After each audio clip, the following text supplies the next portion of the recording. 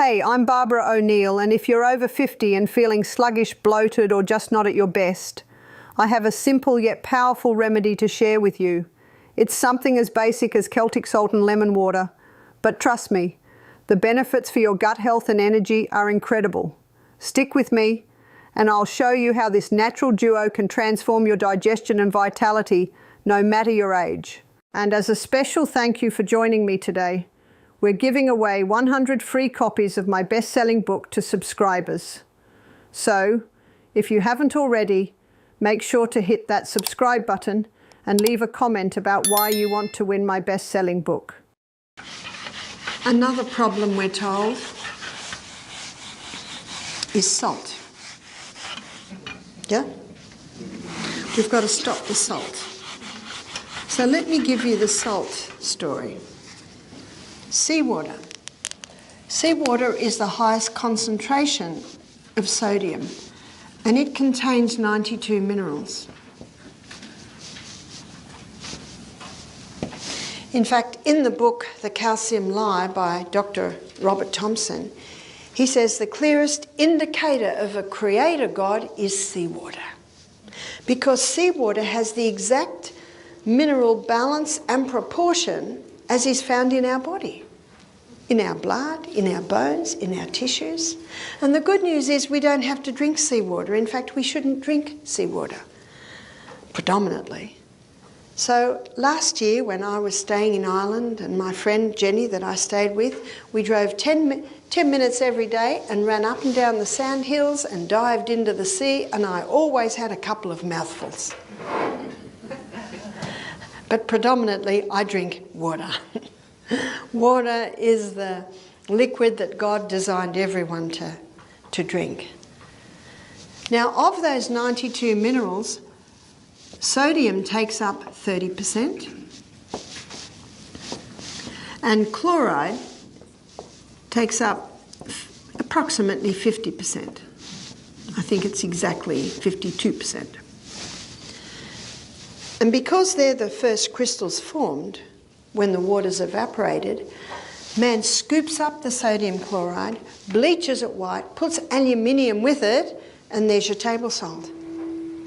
Now be careful, they can even call that sea salt. Well, it came from the sea.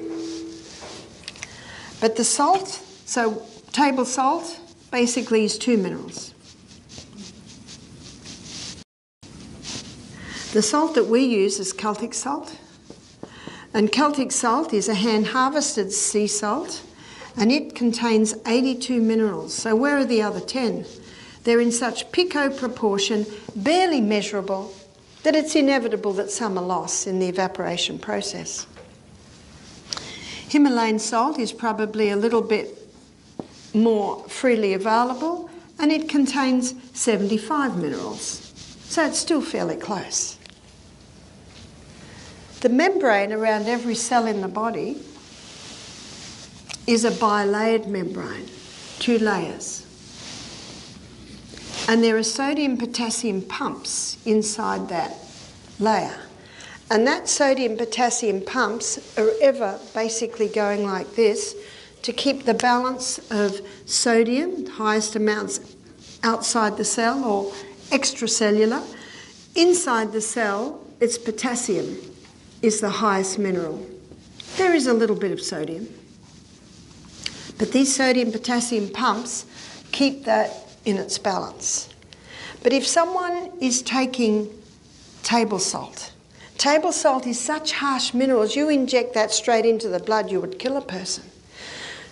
Sodium chloride needs all the other minerals to buffer those 2 harsh minerals. So someone's putting sodium chloride on their food. Have you noticed that they put it all over their food without even tasting their food? Do you know why? Because these 2 harsh minerals kill the taste buds. Whereas Celtic salt, Himalayan salt, with all the minerals, they awaken the taste buds. So let's say we've got someone having table salt on everything. So what's happening with sodium levels in their body? They're rising. And they're not eating any fresh fruit and vegetables because it takes too long, and they're so busy they just grab the quick mushy food that hardly needs 3 bites and it's down. So what's happening to potassium levels? Potassium levels now are dropping. With the rise in sodium and the drop of potassium, osmosis happens when diffusion with the highest concentration merges into the lowest concentration. What's now happening to sodium? Sodium levels are rising in the blood. That causes the cell to swell. There's your high blood pressure. The doctor's right. This salt will contribute to high blood pressure. Dr. Lilangri is a French doctor who's written a whole book on salt. It's called The Secret of the Sea, something like that. And he says, when I get a patient with high blood pressure, I immediately put them on Celtic Salt because it'll bring the balance back. In the Bible it talks about salt. In Matthew chapter 5 verse 13, Jesus is speaking. He says, "You are the salt of the earth. If the salt has lost its savour, wherewith shall it be salted? It is henceforth good for nothing but to be cast out and trodden under foot of men." Old English. I love the poeticness of Old English. If the salt has lost its savour, I'd like to suggest that this salt has lost its savour. It's lost all the other minerals. What does the Bible say? It's now good for nothing but to be cast under foot of men. And when I was in Minneapolis in the winter, I saw them throwing the salt on the road to melt the snow. And I thought of that verse. I thought, oh, that must be the sodium chloride. We've often been told to avoid salt, but natural sea salts like Celtic salt are incredibly beneficial, providing 92 essential minerals our bodies need. Unlike refined table salt, which is stripped down to just sodium and chloride, Celtic salt supports health by balancing fluids, aiding digestion, and even lowering blood pressure. The real problem lies with processed salts, not mineral-rich options like Celtic salt. When used wisely, it can improve circulation and help clear arteries. I enjoy adding a pinch of Celtic salt to warm water as a natural mineral tea to replenish nutrients. And you might be surprised to see that the first alkaline food I'm putting up here is the humble lemon. And you might say, no, the lemon's acid. It is. And it's acid where it should be. There's only one part in the body that should be acid. You know where that is? Stomach. It must be acid. If someone says, I've got a very acid stomach, I say, praise God. Because if you don't have an acid stomach, you can't break your proteins down. How do you know it's acid? Well, it's sore. Well, you shouldn't feel it. I can't feel it. It means you haven't got a thick mucosa lining on the stomach. We're going to look at water tomorrow, and that's made up of water. Maybe it's because you're dehydrated. Remember, you've got to investigate. No, the lemon is acid where it should be. That's why you'll find that most of our salad dressings have lemon in them. But when it is broken down in the gut, and the minerals are dispersed and absorbed into the blood and thus to the tissues, it has an alkaline effect because the lemon is high in the alkaline minerals, which is sodium and potassium, calcium, magnesium and iron. These are the alkaline minerals, and the lemon is high in the alkaline minerals. Don't you love the lemon? Every home should have a lemon tree. And if you're in a unit, you can have a lemon tree in a pot on your veranda. Dark green leafy vegetables are also alkaline forming. Dark green leafy vegetables we should be eating every day. That's your kale, that's your parsley. And one liver herb that many people don't realise it is the lemon. So a great drink in the morning.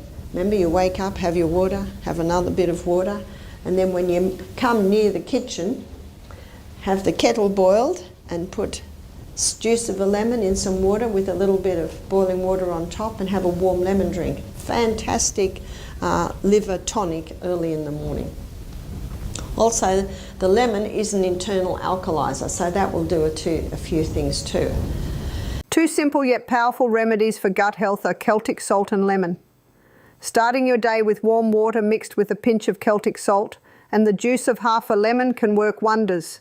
Celtic salt, packed with 92 essential minerals, balances fluids and supports digestion, while lemon, though acidic in taste, alkalizes the body and aids pH balance. This combination stimulates bile production, crucial for breaking down fats and detoxifying the liver, and flushes out toxins, promoting a healthy gut. Incorporating this natural habit daily supports digestion, boosts nutrient absorption, and helps counter the effects of processed diets. So what causes the insulin resistance? It's the high carbohydrate, high sugar diet.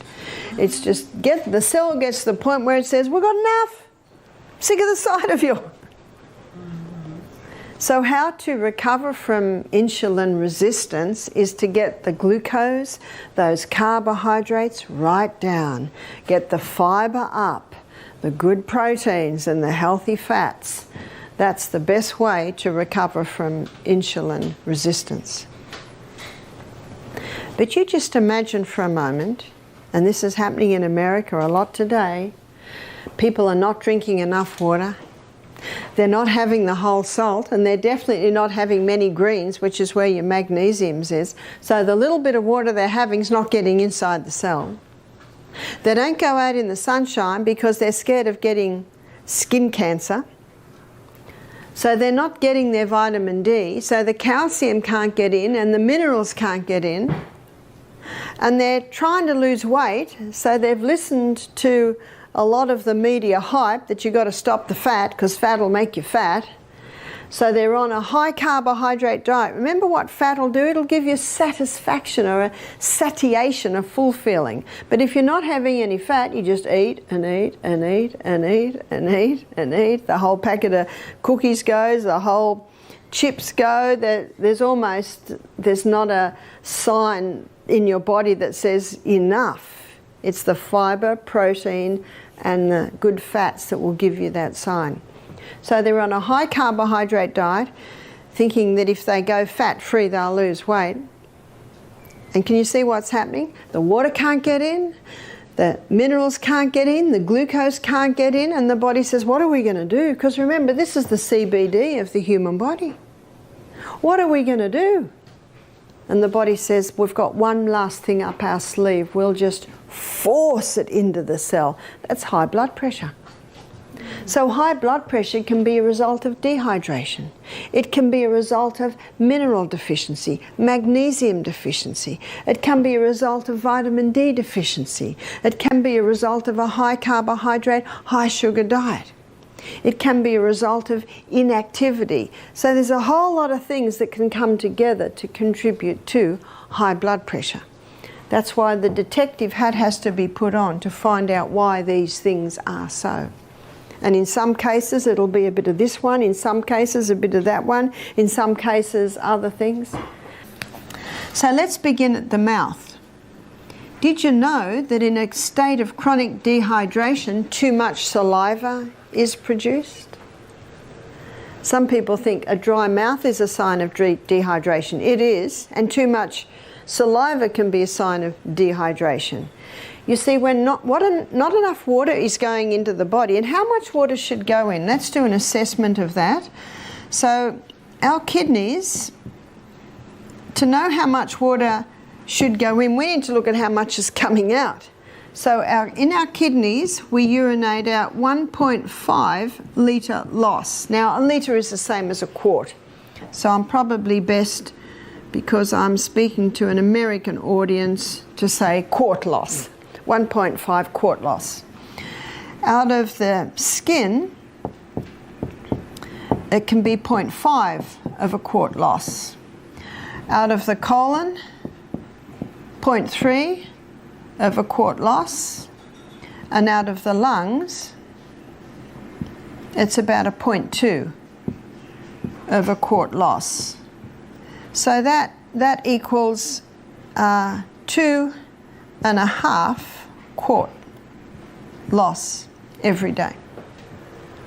So 2 quarts is 8 cups. So that's 10 glasses, 8 ounce glasses of water a day is lost out of the body. And we have no reserve tank on the back, do we? The only water that's going in is the water we take in. So we should be drinking at least 2 quarts a day. at least more if possible. Now at the moment, because you're having a steam sauna every day, I wouldn't be surprised if you've got a 0.8 of a quart loss coming out of your skin because you perspire profusely. The other half can come in your fruits and your vegetables, maybe your herb teas, vegetable juice through the day. So that's how much water we need. And Dr. Batman Gehaldi, he showed that the first place that we feel that water loss, if we're not replacing the water, the body goes into a form of drought management. And it releases a hormone to manage this drought management. It's called histamine. And if someone has an allergic response to something, what are they given?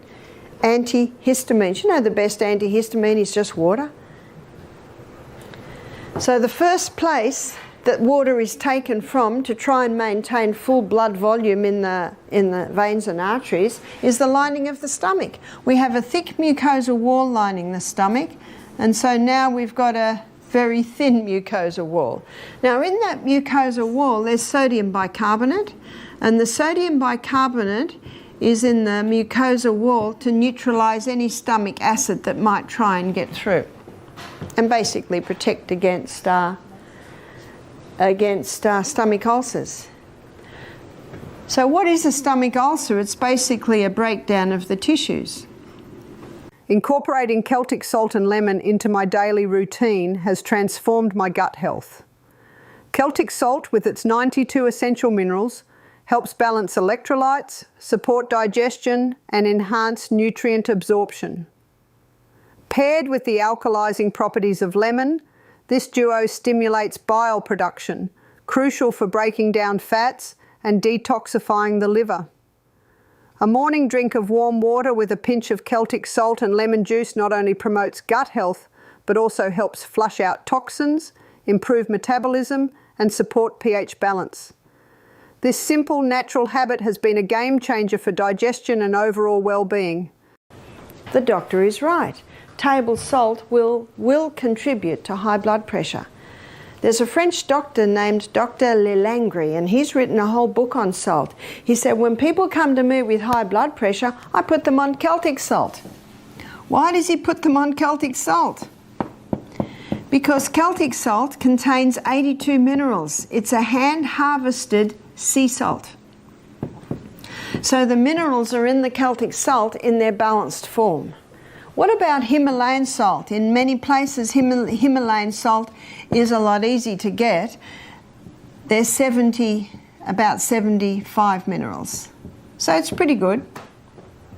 But I prefer the Celtic salt. And one reason is that the Celtic salt has 3 magnesiums. It contains magnesium chloride and magnesium bromide and magnesium sulfate. Magnesium is a water-hungry molecule, and this explains why the Celtic salt is such a moist salt, especially when we've had a lot of rain, because those 3 magnesiums absorb the moisture. And because magnesium is a water-hungry molecule, it can be used to help the water get into the cell. So when you take a crystal of Celtic salt, put it on your tongue, and some say, how big's a crystal? Well, if you've got high blood pressure, start small, about the size of a sesame seed. I don't have high blood pressure, so I might have about 3 times little sesame seeds. Put it on your tongue, your mucous membranes start absorbing the minerals, the magnesium is taken to the cell membrane, and you drink your water, and that magnesium pulls that water inside the cell. It's the quickest way to hydrate a body. The only time excess water drinking can be dangerous is if people drink too much at once and don't have the minerals that are in the Celtic salt to pull that water inside the cell. Thank you for joining me today to learn about the incredible benefits of Celtic salt and lemon water for gut health and energy. It's such a simple, natural habit that can truly transform your well-being. I encourage you to give it a try and see the difference for yourself. If you found this information helpful, please like, share, and leave a comment below. I'd love to hear your thoughts. Don't forget to subscribe for more health tips and insights. Stay healthy.